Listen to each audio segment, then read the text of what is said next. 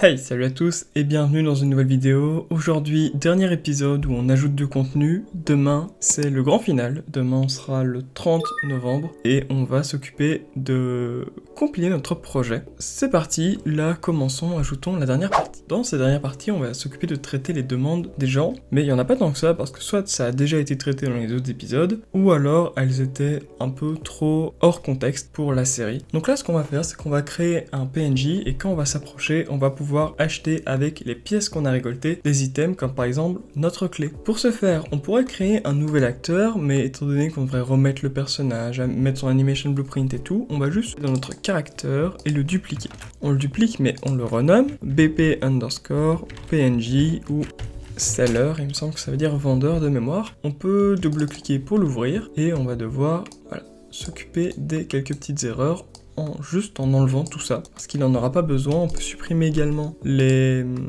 variables, ici, oui, et là. Maintenant que c'est fait, ce qu'on va faire, c'est qu'on va être dans le viewport et on va prendre une box collision. Et cette box collision, quand notre joueur va être dedans, on va afficher le widget pour dire est-ce que tu veux vendre, est-ce que tu veux acheter plutôt un de mes items. Voilà, ça va être relativement basique. De nouveau, le but est juste de donner une idée de comment on pourrait faire. Il y a plein d'autres méthodes, mais on va pas rentrer dans la méthode la plus détaillée, surtout que ça fera l'affaire ici. Dans notre onComponent begin overlap, on va demander à ce que notre acteur cast to player character, une fois qu'il rentre dedans, il va se passer un truc, et une fois qu'il va sortir de cette box, il va se passer autre chose. Voilà, vous connaissez un peu la chanson maintenant. On crée un widget, create widget. Quand on crée un widget, qu'est-ce qu'on fait? On l'ajoute à notre viewport, donc add to viewport. Et vu qu'on va vouloir acheter des items, on aura besoin de notre curseur, donc on prend notre getPlayerController qui s'occupe de ça, et on va lui demander de faire un set show mouse cursor pour voir notre curseur. On le duplique et on le désactive parce que quand on va sortir de cette box, on veut faire un remove from parent et désactiver le curseur qui est visible pour dire qu'il n'est plus visible.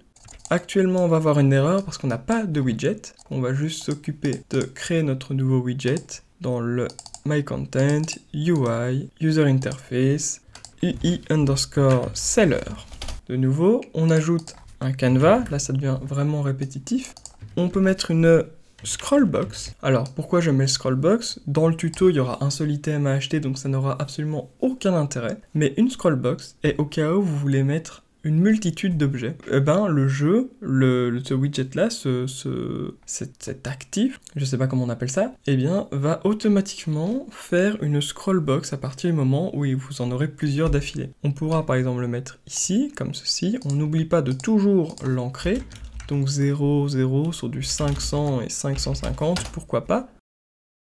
Voilà, comme ceci. Et là, on va devoir mettre des horizontal box pour qu'on puisse, par exemple, y déposer notre image, comme ceci, notre texte, voilà, ainsi qu'un bouton pour l'acheter, comme ceci. Le texte, à mon avis, ça va être le nom de l'item, slash le prix, on va faire quelque chose comme ça. L'image, on peut essayer de tout mettre en fil, pour voir ce que ça vaut, ouais.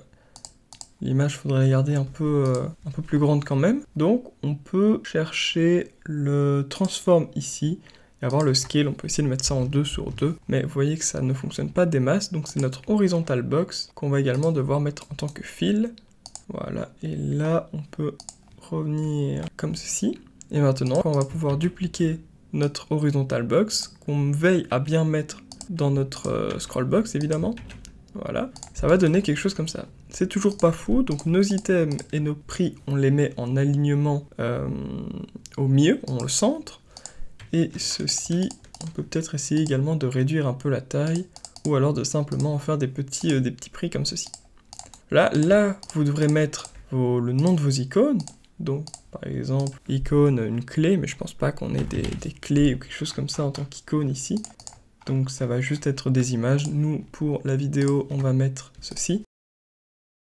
Voilà, une fois qu'on va presser, on va acheter l'item. Et si jamais j'en mets plus, eh bien l'HUD ne va pas gérer et la scrollbox va intervenir et on va pouvoir commencer à scroller. Si je duplique tout ça pour faire l'exemple, encore une fois, voilà. là vous voyez qu'on a notre scrollbox qui apparaît. Il faudra bien évidemment un peu remodifier ça. Nous, pour la vidéo, on en a besoin que de un seul, mais je vais en mettre 4 pour qu'on puisse avoir un effet un peu plus sympa. Soit vous définissez vous-même déjà maintenant ce que vous voulez que le joueur achète, soit vous mettez une fonction random et vous faites en sorte que vous ayez une main, une fonction main qui va s'occuper de gérer l'image, ainsi que le nom de l'item et le prix, et ça devrait être suffisant. On va pouvoir, par défaut, nous on va le faire par défaut, ce sont des items prédéfinis, donc c'est la clé, par exemple, de la porte 1 qui va valoir 5 pièces, comme ceci. On va le mettre comme ça. Là-bas, pareil, hein, donc c'est la key to slash 15 $, voilà. Et là, vous mettez, je sais pas moi, une pomme, Apple à 3 $ pour récupérer une vie, par exemple. Why not, etc., etc.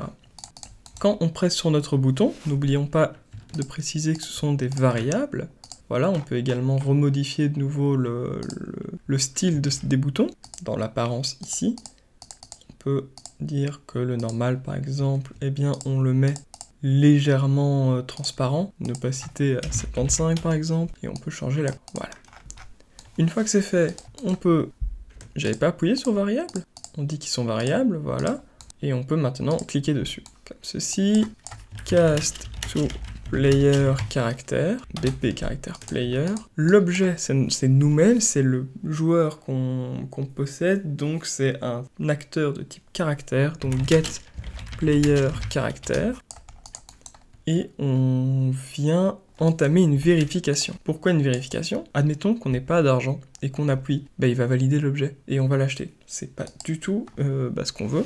Ce qui veut dire qu'on va tirer notre variable getCoin et on va lui demander is greater or equal à 5. Ce qui veut dire qu'on prend notre variable pièce et qu'on lui demande si cette variable est supérieure ou égale à 5. En français, est-ce qu'on possède 5 pièces ou plus? Si c'est le cas, alors on peut soustraire.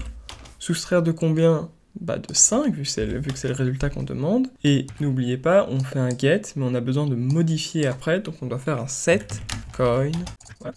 Et si c'est faux, à la limite, vous pouvez faire un play sound 2D. On n'a pas vraiment besoin de le spatialiser, vu qu'il n'y a que le joueur qui va l'entendre. Et vous pouvez mettre un son d'erreur. Je pense pas qu'on ait de son d'erreur comme ça, mais un signe pour qu'il puisse comprendre que ça ne fonctionne pas. Voilà, celui-là peut très bien fonctionner. Et le son pour dire que c'est validé. Voilà, celui-là me semble sympa. De nouveau, c'est à vous de choisir. Maintenant, ok, on a retiré notre argent. Maintenant, on doit valider. Donc, on a besoin de notre getKey, getHaveKey. Et c'est exactement le même principe qu'avec nos clés. Set array element. On demande la clé numéro 1, donc l'index de 0. Parce qu'on voit le tableau ici, voilà. On demande la clé numéro 1, donc ce sera celle-ci. Index est à 0. On le coche comme ceci. On peut, si on veut, mettre un print string. Et vous pouvez remplacer votre print string par, pourquoi pas, un widget qui sert de notification. Pour dire valide ou invalide. Ou achat effectué ou achat non effectué. Un widget qui fait une notification, ça peut toujours être sympa. Par exemple, valide /+1, ou alors ici juste invalide. Maintenant qu'on a notre interface pour le vendeur, on n'a plus qu'à le mettre dans notre PNJ. Et si on fait vite une petite échoppe, on vient déposer notre PNJ qui se trouve dans le caractère BP seller, comme ceci. On voit là que la box ne fonctionnera pas très bien, donc on a juste qu'à la déplacer de quelques blocs. Voilà, comme ceci. Hop.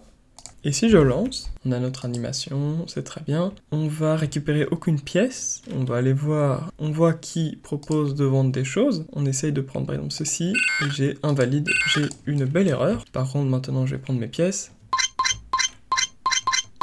Voilà, j'en ai 24, ce sera largement suffisant. Je reviens. Là, fatalement, on n'a rien développé. Mais ici, j'ai ma clé valide +1. Je lui dis au revoir, j'essaye d'aller chercher maintenant, d'aller ouvrir la porte, et elle s'ouvre. Évidemment, on a la clé qui est là, mais ça ne changera absolument rien. Oui, voilà, c'est ouvert, mais vous voyez que ça n'a pas non plus pour autant corrompu la variable une fois que je la récolte quand même. Et voilà, là, c'est toujours bel et bien fermé. Et le vendeur, par contre, ça, C'est vrai que maintenant que j'y pense, ça fonctionnera pas. On peut acheter plusieurs fois la même clé. Donc soit... Alors, j'allais dire on peut faire un do-once. C'est-à-dire qu'on fait une seule fois l'opération. Sauf que si on fait ça et que c'est faux, on pourra plus jamais l'acheter. Donc c'est pas spécialement une bonne idée. On va juste devoir faire une vérification juste avant. Comme ceci. Avant de vérifier si on a l'argent, on vérifie si on a déjà la clé. Get a copy. La clé numéro 0. Comme ceci. Voilà. Et on vient poser la question.